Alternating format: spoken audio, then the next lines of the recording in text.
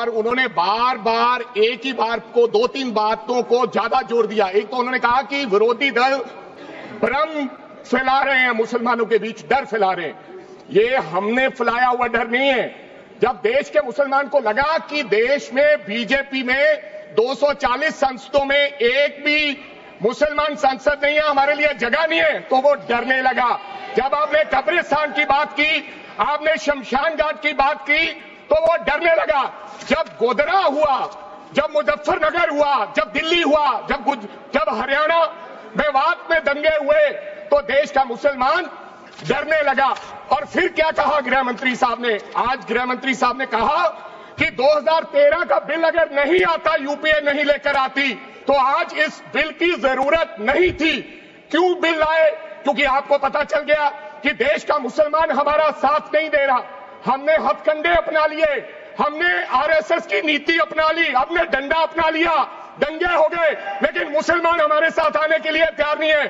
फिर आपको पता चला, आपने एक और आंकड़ा दिया, आपने कहा 1913 से 2013 तक केवल 18 लाख मुसलमानों का जमीन था, और 2013 से अब तक 21 लाख और हो गया, यानी कि 39 लाख टोटल जमीन हो गया। तो आपको किसी ने समझाया, मुसलमान को अगर आपके बस में करना है, ये आरएसएस की नीति नहीं अपनाएगा जितनी देर आप इनकी सास प्रणाली बंद नहीं करोगे, अगर वक्फ बोर्ड नहीं छीनोगे, अगर जमीनें नहीं छीनोगे, तब तक मुसलमान आपके सामने झुकने वाला नहीं है। जैसा आपने पंजाब में करने की कोशिश की, किसान झुका नहीं, पंजाब के लोग नहीं झुके, सिख नहीं झुके, तो आपने एमएसपी का झगड़ा आज तक डाला हुआ है कि किसान की सास प्रणाली बंद कर दो, तो पंजाब अपने आप झुक जाएगा। आर्थिक जब झुक जाएगा तो हमारी ईन मान लेगा और हमारे साथ आ जाएगा। आदरणीय सर, आपने बार बार कहा, आज गृह मंत्री साहब ने कहा गवर्नमेंट प्रॉपर्टी पर किसी का अधिकार नहीं है, पंचायत की जमीन कोई दान नहीं दे सकता है। मैं आपको इसके पीछे लोचा क्या है, इसके पीछे छुपा हुआ राज क्या है? 1947 में जब बंटवारा हुआ था, 47 से लेकर 1954 तक सारी प्रॉपर्टी गवर्नमेंट के नाम हो गई थी। उसके बाद 1954 में एक्ट बना, तो वो एक्ट में सर्वे हुआ 1961 टू 1970। सर्वे किसने किया? कलेक्टर ने। अगर पंजाब की, हरियाणा की, हिमाचल की बात करूं, तो डिविजनल कमिश्नर अंबाला बैठते थे, उन्होंने सर्वे किया, तहसीलदारों ने सर्वे किया, तो वक्फ बोर्ड को यह जमीन देने का काम किया। अब क्या हो गया? जैसे राहुल गांधी कर्नाटक में भाषण देते हैं, गुजरात में मुकदमा दर्ज होता है, सजा हो गई। गवर्नमेंट की प्रॉपर्टी तो 1947 और 1954 में तो सारी प्रॉपर्टीज गवर्नमेंट की थी। अब एक बंदा खड़ा होगा तो वो कहेगा कि यहां पर ये गवर्नमेंट की प्रॉपर्टी है, डिस्प्यूट होगा, तो आप वक्फ बाय यूजर का अधिकार खत्म कर दोगे कि ये तो जमीन गवर्नमेंट की थी, आप उसकी जमीन छीन लोगे।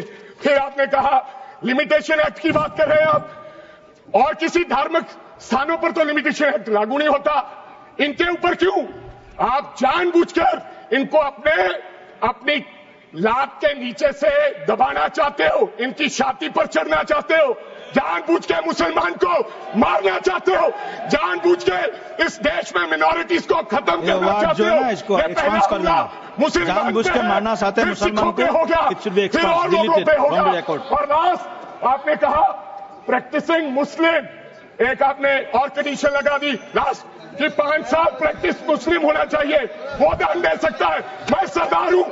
मैं सरदार हूं, और ऐसी कई उदाहरणें हैं पंजाब के अंदर। अगर किसी मुस्लिम के पास कब्रिस्तान नहीं था, तो सरदारों ने अपनी जमीन देकर कब्रिस्तान बनाए। यह कौन सा अधिकार है कि मैं किसी को चीज दान देना चाहता हूं?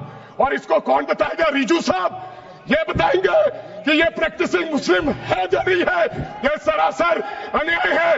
कल को श्रोमणी गुरुद्वारा प्रबंधक कमेटी 1925 का सिखों का जो एक्ट है, आप उसमें भी संशोधन करेंगे। आपको लगता है पहले मुस्लिम मारेंगे, फिर सिख मारेंगे, फिर क्रिश्चियन मारेंगे?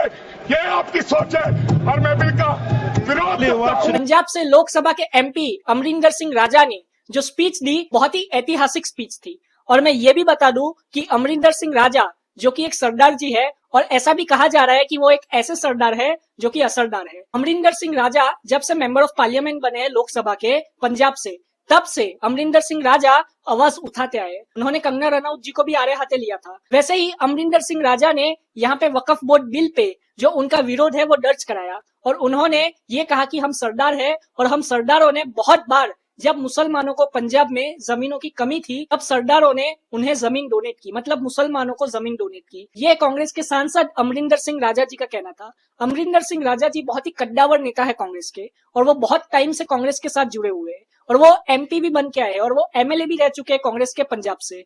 तो मैं बता दूं कि कांग्रेस पार्टी उन पे बहुत ही भरोसा करती है, और अमरिंदर सिंह राजा ने ये जो स्पीच दी उसमें वो बहुत गुस्से में भी नजर आए। आप अपनी राय कमेंट में जरूर बताएं। जय हिंद।